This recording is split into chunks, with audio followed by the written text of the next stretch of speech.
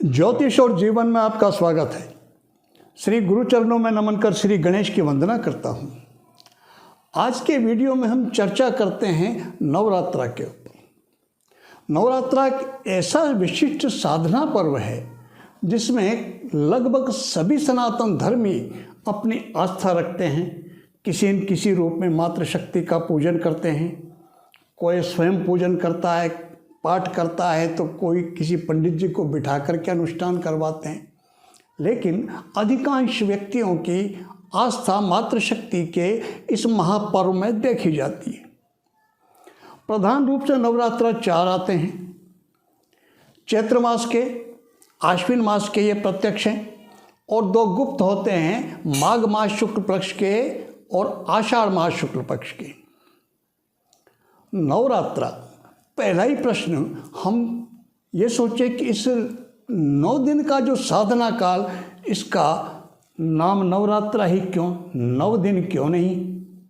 नवरात्रा ही क्यों कहते हैं? इसमें दिन में स्थापना भी होती है, जप भी होता है, सब कुछ।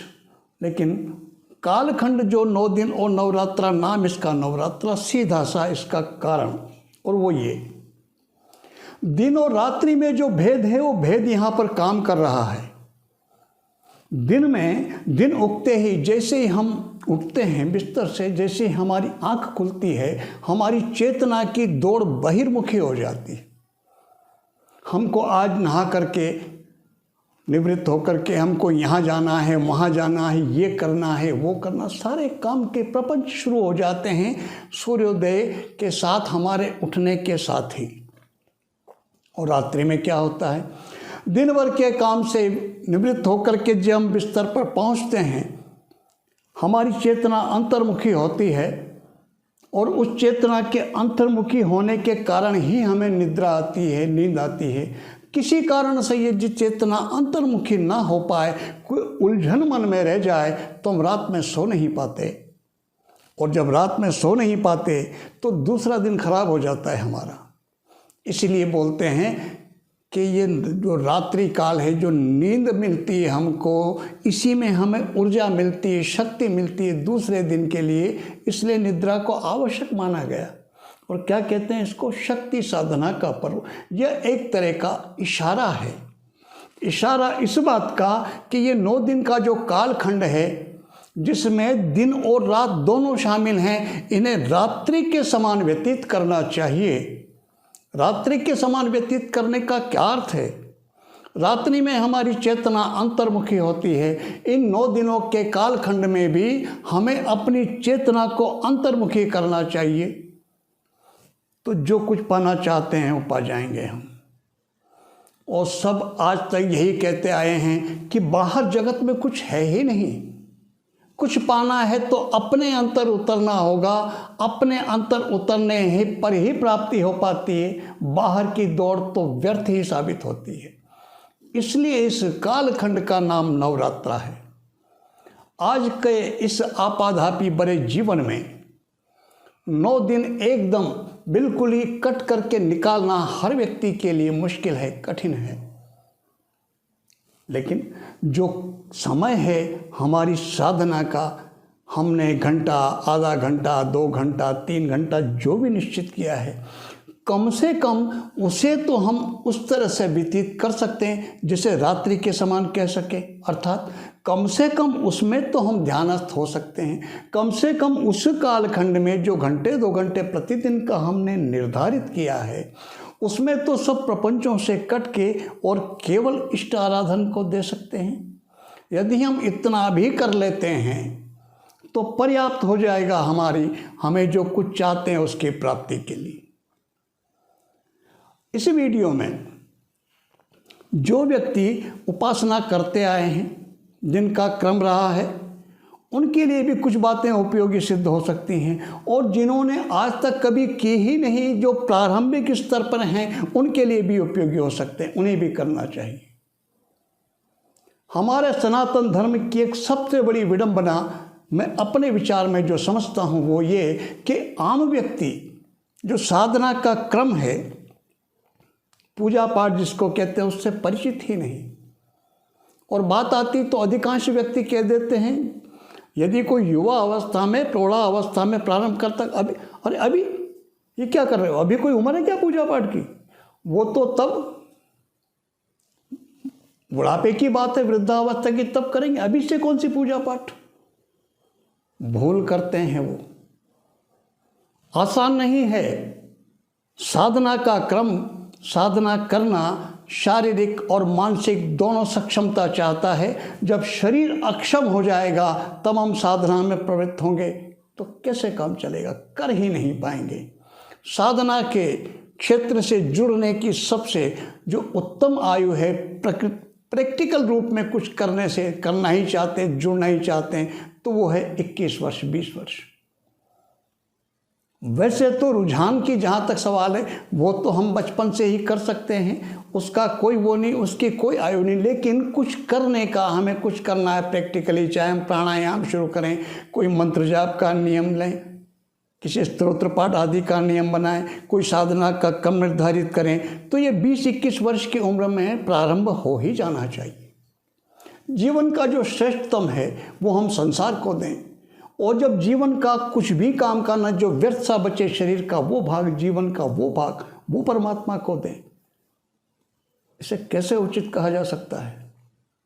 तो 9 दिन में, जो 9 दिन हैं ये, इन 9 दिनों में साधना के क्रम में कई व्यक्ति सप्तशती का पाठ करते हैं नियमित, कुछ व्यक्ति केवल व्रत करते हैं, कुछ व्यक्ति पंडित जी को बिठा करके नित्य पाठ करवाते हैं सप्तशती का। एक ऐसा विधान जो हमें स्वयं करना चाहिए, और वो ये कि 9 दिन तक प्रतिदिन जो 9 स्वरूप हैं उनका पूजन करें। प्रथमम शैलपुत्री च, द्वितीयम ब्रह्मचारिणी, तृतीयम चंद्रघंटेति, कुष्मांडेति चतुर्थकम, पंचमम स्कंदमातेति, षष्ठम कात्यायनी च, सप्तमम कालरात्रीति, महागौरीति चाष्टमम, नवमम सिद्धिदात्री च, नवदुर्गा प्रकृतिता। ये 9 दुर्गा हैं। प्रथम दिन शैलपुत्री की उपासना करनी चाहिए। चाहे हम सप्तशती का पूर्ण पाठ करें या फिर हम सप्तश्लोकी का पाठ करें, या केवल नमान मंत्र का जप करें, या फिर दुर्गा के अन्य किन्हीं स्तोत्रों की स्तुति करें, कुछ भी करें, लेकिन 9 दिन तक जो 9 स्वरूप हैं, जिस दिन जिसका स्वरूप है उस दिन उनकी उपासना आराधना अवश्य करनी चाहिए। जैसे पहली नवरात्रा को प्रथम दिन है, जो प्रथम स्वरूप है भगवती का, वो है शैलपुत्री। तो प्रथम दिन शैलपुत्री का ध्यान करना चाहिए, उनकी स्तुति करके, और शैलपुत्री के मंत्र का जप करना चाहिए। उसके बाद ही हम कोई भी क्रम जो भी हमने निर्धारित किया हो साधना का, उसे पकड़ना चाहिए, उसे करना चाहिए। लेकिन प्रथम दिन जिनका है वो है शैलपुत्री का, शैलपुत्री की उपासना उस दिन अवश्य होनी चाहिए। उनका स्मरण, उनका नमन और उनके मंत्र का जप अवश्य होना चाहिए। दूसरे दिन ब्रह्मचारिणी का स्वरूप, तीसरे दिन चंद्रघंटा का स्वरूप, चौथे दिन कुष्मांडा, पांचवें दिन स्कंद माता, छठे दिन कात्यायनी के स्वरूप का पूजन होता है। सप्तम रात्रा को कालरात्रि, अष्टमी को महागौरी और नौमी तिथि को सिद्धिदात्री स्वरूप का पूजन होता है। इनका ध्यान करके इन 9 स्वरूपों के अलग अलग मंत्र हैं इनके स्तुति के, प्रतिदिन वो करके फिर हम जो भी हमने क्रम निर्धारित किया है उसे अवश्य करना, वो करना चाहिए। लेकिन इनका स्वरूप का अवश्य पूजन पहले करना चाहिए। तंत्रोक्त जो देवी सूक्त है वो महिमा गाती हैं इनका। उसमें क्या कहते हैं? या देवी सर्वभूतेषु शक्ति रूपेण संस्थिता, नमस्तस्ये नमस्तस्ये नमस्तस्ये नमो नमः। निद्रा रूपेण संस्थिता, क्षुधा रूपेण संस्थिता, शांति रूपेण संस्थिता, शक्ति रूपेण संस्थिता कहते हैं। जितने तात्पर्य ये है कि संपूर्ण चराचर जगत में हर स्वरूप में आप ही विद्यमान हैं। हे देवी, मैं आपको नमस्कार करता हूँ, आपको नमन करता हूँ, आपको नमन करता हूँ। प्रत्येक क्षेत्र में, प्रत्येक चराचर के कण कण में भगवती का शक्ति का वास और उनका ये विशिष्ट साधना काल का पर्व आता है नवरात्रा, इसलिए उसका लाभ अवश्य लिया जाना चाहिए। दिव्यथर्थ शीर्ष में इनकी महिमा को गाते हुए कहा कि ब्रह्मादि जितने देवता हैं ये भी आपके बारे में कुछ नहीं जानते, ये भी आपको नहीं समझ सकते, नहीं समझ पाए, इसलिए आपको अज्ञेय कहा गया। आपका कोई अंत नहीं है, कोई और छोर नहीं, इसलिए अनंता कहा गया। कोई आपको लक्ष्य नहीं बना सकता, कोई निश्चित नहीं है आपका स्थान, इसलिए आपको अलक्ष्य कहा गया। आपके जन्म का कोई उल्लेख नहीं मिलता, इसलिए आपको अजा कहा गया। सर्वत्र आप मौजूद हैं, इसलिए एका कहा गया। और पूरे विश्व में कण कण में आप ही मौजूद हैं, जैसा कि देवी सूक्त में कहा गया है, इसलिए आपको नेका कहा गया। उस चराचर जगत की स्वामिनी की उपासना के लिए 9 दिन का साधना पर्व आता है। अब साधना पर्व की बात करते तकनीकी रूप से जो व्यक्ति प्रथम बार जुड़ रहे हैं, जिन्होंने आज तक कभी की ही नहीं साधना, कुछ ऐसे व्यक्ति भी अगर हैं तो आप क्या करें। सामान्य रूप से स्नान आदि करके एक पाटे के ऊपर भगवती का चित्र, मूर्ति, प्रतिमा जो भी हो उसको प्रेम से स्थापित करें। स्नान आदि करके पुष्पादि हमें चढ़ा के नैवेद्य आदि अर्पित करने का जो सामान्य विधान हम पूजन करते हैं उस तरह कर लेना चाहिए। परेशानी ये कि हमें इन सामान्य से कर्मों की ये जो हैं इनका भी हमारा रूटीन नहीं, इनको भी हमें नियमित किसी तरह करते हैं उसका क्रम नहीं। कोई भी काम करता पूजन का पड़ता है, किसी भी प्रकार का पंडित जी को बुलाते हैं हम, और जैसा वो बोलते हैं यहाँ ये चढ़ा दो और वहाँ वो चढ़ा दो, वो कर देते हैं और हम स्वयं कुछ करना ही नहीं चाहते। मुझे ये कहने में कोई दिक्कत नहीं है, मैं जिस तरह क्षेत्र से जुड़ा हूँ, कई व्यक्ति आते हैं, नाम शर्मा, ब्राह्मण हैं, अपने ब्राह्मण होने का परिचय देते हैं, और जब मैं उन्हें लिख के देता हूँ ये मंत्र है, ऐसा कीजिए, इसका संकल्प करके इसका 5 माला जप कर लीजिए, और वो कहते हैं कि पंडित जी संकल्प कैसे करें। इससे ज़्यादा दुर्भाग्य की बात क्या हो सकती है। कोई ब्राह्मण ये कहे कि मैं संकल्प कैसे करूं, लेकिन उनका भी दोष नहीं है। हमारे यहाँ समाज की व्यवस्था ही ऐसी है कि प्रारंभ से परिवार में या कहीं समाज में कहीं किसी भी प्रकार से जो हमारा नियमित साधना क्रम कैसे करें, क्या करें, इसके कुछ सिखाने की मार्गदर्शन का कहीं कोई क्रम हो, ऐसा है ही नहीं। और ये दुर्भाग्य से कुछ व्यक्तियों के कुछ नियमित का उनका कार्य समझ के इसको एकाधिकार मान लिया गया, आम व्यक्तियों के तो इसको बाहरी कर दिया गया। ऐसा नहीं है।